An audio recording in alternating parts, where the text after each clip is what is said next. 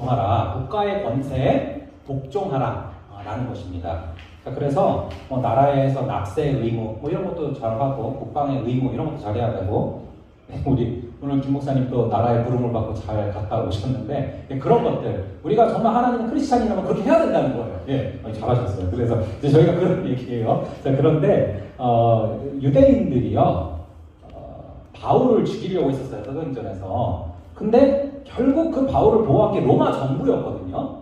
예, 이래서 이제 바울은 더 이걸 느낄 수밖에 없었을 거예요. 그래서 하나님은 정부를 통해서 또 자기 백성을 보호하세요. 예, 이게 하나님이 세워놓으신 어떤 제정해놓으신 법칙입니다. 이 공권력을 통해서 또 크리스찬들을 보호하시고. 근데 이제 살다 보면 가끔 국가의 공권력과 하나님의 말씀에 순종하는 것이 매치되는 상황들이 벌어질 때가 있어요. 예를 들면 이 나치 치하에서 보내법 목사님. 여러분 나치 치하에서 나치가 뭐 유대인들 말살하고 이런 게 하나님의 뜻이 아니잖아요. 전 세계를 전쟁 가운데 이끄는 거. 근데 이 가운데서는 사실은 배치된 경우가 생긴 거죠. 그랬을 때 보네퍼 목사님이 했던 유명한 얘기가 있어요. 이제 버스 기사가 미친 기사가 버스를 운전하고 있는데 그걸 내비두는 게 맞는 거냐? 그걸 끌어내리는 게 맞는 거 아니냐?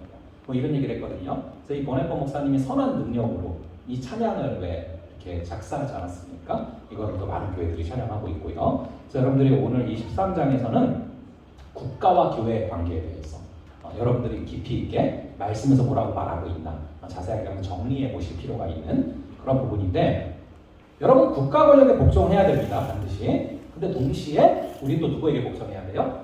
하나님께 복종해야 됩니다. 그리고 이것이 애매한 경계선이 있을 때 있어요. 그럴 때 우리가 어떻게 지혜롭게 해야 되는가? 이것들을 여러분들이 한번 고민해 보시면 좋을 것 같아요. 그럼 한번 1절의 말씀을 저희가 같이 한번 읽어보도록 하겠습니다. 시작. 각 사람은 위에 있는 권세들에게 복종하라. 권세는 하나님으로부터 나지 않음이 없나니 모든 권세는 다 하나님께서 정하신 바라. 아멘.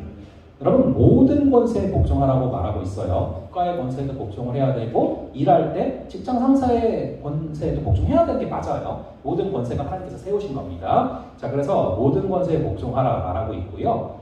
여러분들 성경에도 사실 그런 일들이 많이 나와요. 공권력에 그대로 복종을 해서 성공적으로 하나님께 쓰임받은 사람들. 그래서 제가 예로 들어놓은 게 누굽니까? 요셉.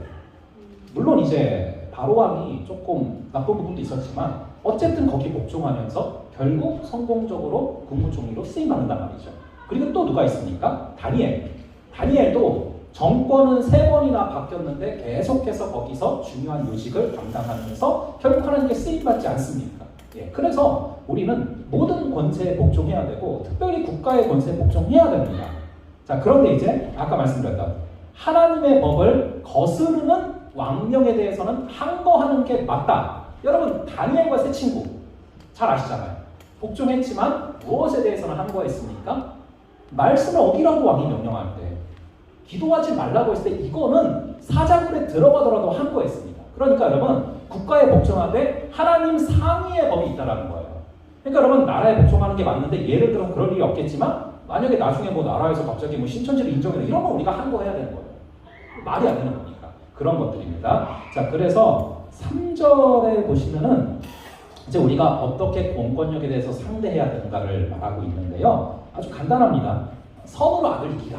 아까 이제 12장에서도 나왔잖아요. 선으로 악을 이기는 거예요. 아무리 악한 부분이 있을지라도 우리는 그걸 또 인정하면서 선으로 악을 이겨야 돼요. 그리고 이제 4절에 보시면은 이제 우리가 그런 걸 좀 알 수 있어요.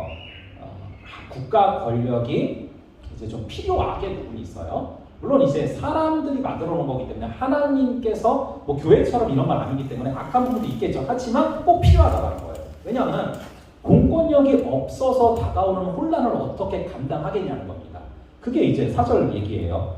선을 베푸는 자니라 그러나 네가 악을 행하거든 두려워하라. 그는 공연히 칼을 가지지 아니하였으니 곧 하나님의 사역자가 되어서 악을 행하는 자에게는 진노하심을 따라 보응하는 자다. 즉 국가라는 권력을 통해서 하나님께서는 질서를 유지해 가신다.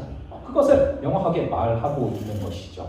그런데 이제 예를 들어서 뭐 이런 역사를 보면 우리가 사실은 많은 것들을 알 수 있지 않습니까? 17세기에 스튜어트 왕이 진이 곧 국가다 이러면서 왕이 곧 법이다 라고 얘기를 했거든요.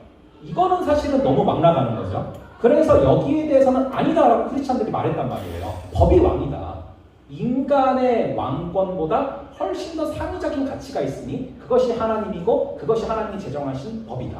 이것을 얘기했단 말이죠. 계속 이제 팽팽한 흐름들을 지금 말하고 있습니다. 그리고 이제 5절에 중요한 원리가 있는데 5절을 한번 함께 읽어보겠습니다. 시작. 그러므로 복종하지 아니할 수 없으니 진노 때문에 할 것이 아니라 양심을 따라 할 것이라. 아멘.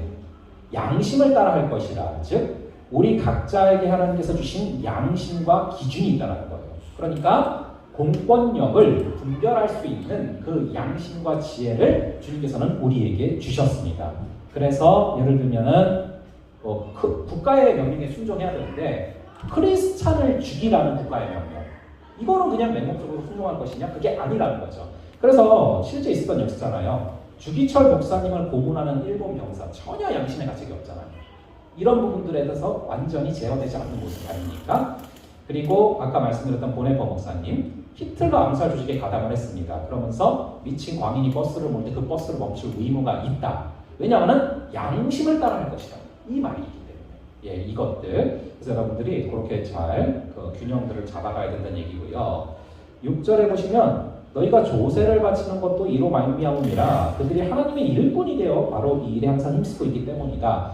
여러분들 조세의 의무 성실하게 해야 됩니다. 납세의 의무 성실하게 해야 되죠. 11조만 하면 되지 뭐 이게 아니라 이 땅이 정하는 법에도 순종을 해야 된다는 거예요. 그래서 대표적인 예가 여호와의 증인이 그러잖아요.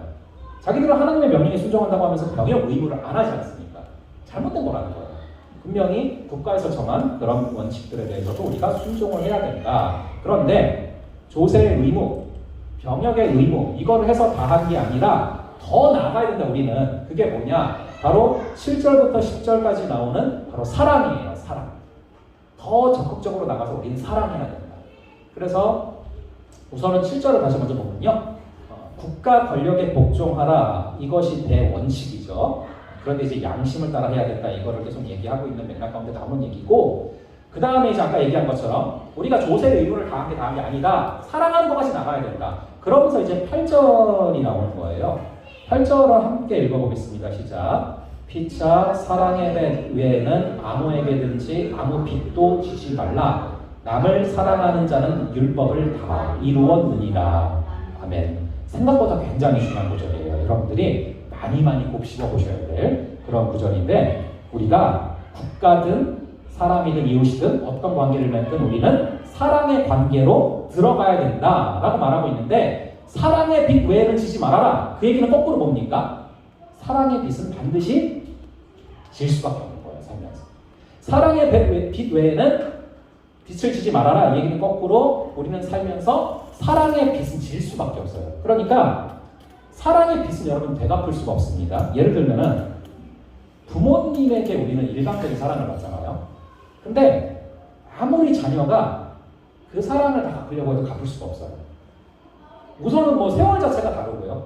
어머니 아버지는 어릴 때부터 계속해서 우리를 사랑해 주셨기 때문에 시간을 상대적으로 비교해도 우리가 다 갚을 수가 없고요. 절대 부모님의 자녀를 향한 사랑을 자녀가 따라갈 수가 없잖아요. 우리가 살면서 느끼는 게. 그래서 우리는 사랑의 빚을 질 수밖에 없어요. 그러니까 사랑의 빚은 내가 받은 그대로 갚아줄 수가 없어요. 그러기에는 사랑이 너무 크기 때문에. 그래서 우리는 항상 사랑에는 빚질 수밖에 없어요. 근데 사랑의 빚을 갚을 길이 하나 있어요. 그게 익명성입니다. 무슨 얘기냐면은 왼손이 한 일을 오른손이 모르게 흘려보내는 거예요.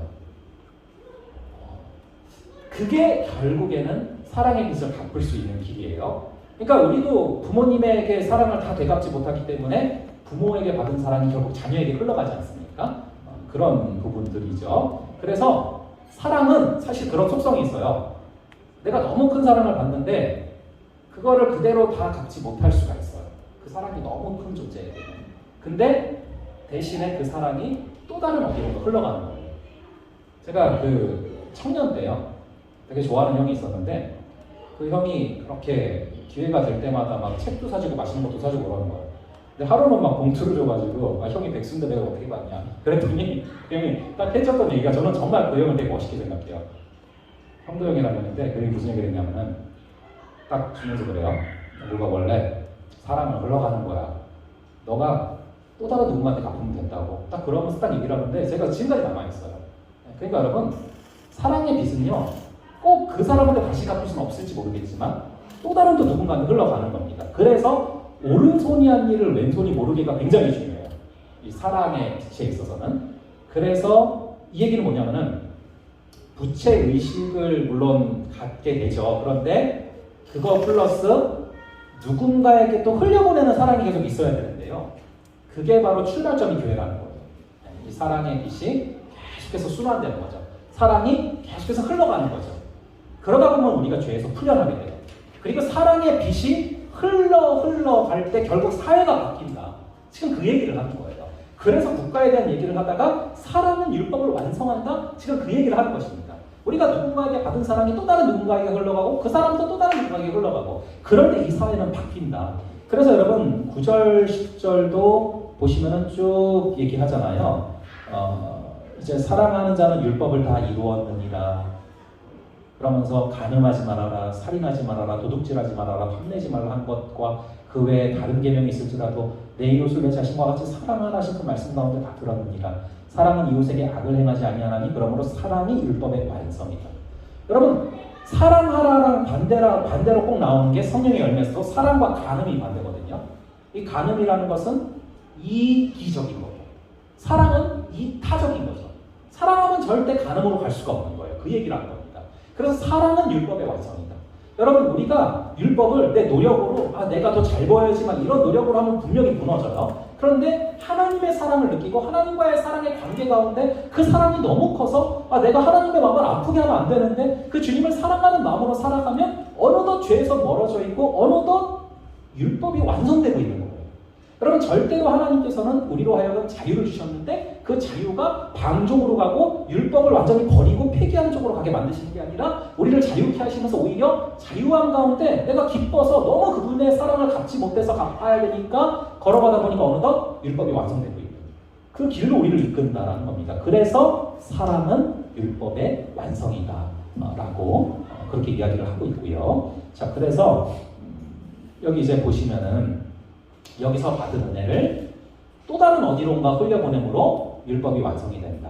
그러니까 여러분, 우리가 예를 들어서 이 공간에서 빚진 거는 여기에다가만 다 갚아야 돼. 예를 들어서 교회에서 여러분들이 뭐 은혜를 받을 수도 있잖아요. 그러면은 꼭 이 교회에다가만 다 은혜를 갚아야 돼. 이렇게 되면요, 그냥 뭐 너무 좀 그런 표현일 수도 있지만 그냥 은행이나 하나의 이익단체로 전락할 수도 있어요. 여기서 받은 은혜가 또 다른 어딘가로 흘러갈 수 있는 거. 그게 하나님의 나라입니다.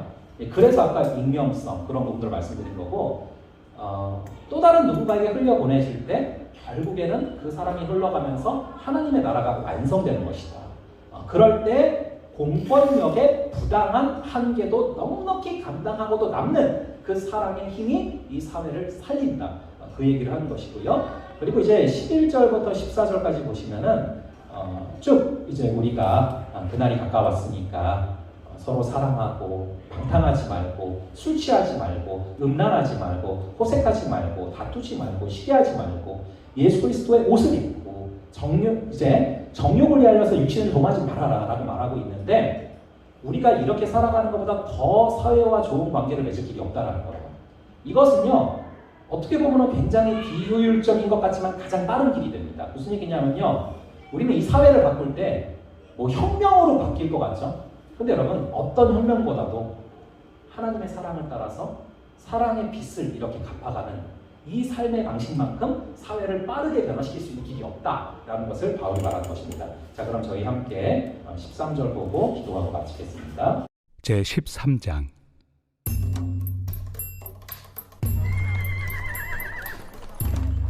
각 사람은 위에 있는 권세들에게 복종하라.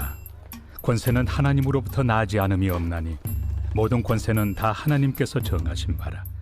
그러므로 권세를 거스르는 자는 하나님의 명을 거스름이니 거스르는 자들은 심판을 자취하리라. 다스리는 자들은 선한 일에 대하여 두려움이 되지 않고 악한 일에 대하여 되나니 내가 권세를 두려워하지 아니하려느냐. 선을 행하라. 그리하면 그에게 칭찬을 받으리라. 그는 하나님의 사역자가 되어 내게 선을 베푸는 자니라. 그러나 내가 악을 행하거든 두려워하라. 그가 공연히 칼을 가지지 아니하였으니 곧 하나님의 사역자가 되어 악을 행하는 자에게 진노하심을 따라 보응하는 자니라. 그러므로 복종하지 아니할 수 없으니 진노 때문에 할 것이 아니라 양심을 따라 할 것이라. 너희가 조세를 바치는 것도 이로 말미암음이라. 그들이 하나님의 일꾼이 되어 바로 이 일에 항상 힘쓰느니라. 모든 자에게 줄 것을 주되 조세를 받을 자에게 조세를 바치고 관세를 받을 자에게 관세를 바치고 두려워할 자를 두려워하며 존경할 자를 존경하라. 피차 사랑의 빚 외에는 아무에게든지 아무 빚도 지지 말라. 남을 사랑하는 자는 율법을 다 이루었느니라.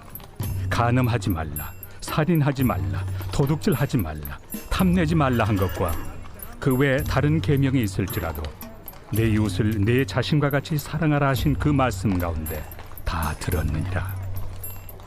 사랑은 이웃에게 악을 행하지 아니하나니 그러므로 사랑은 율법의 완성이니라.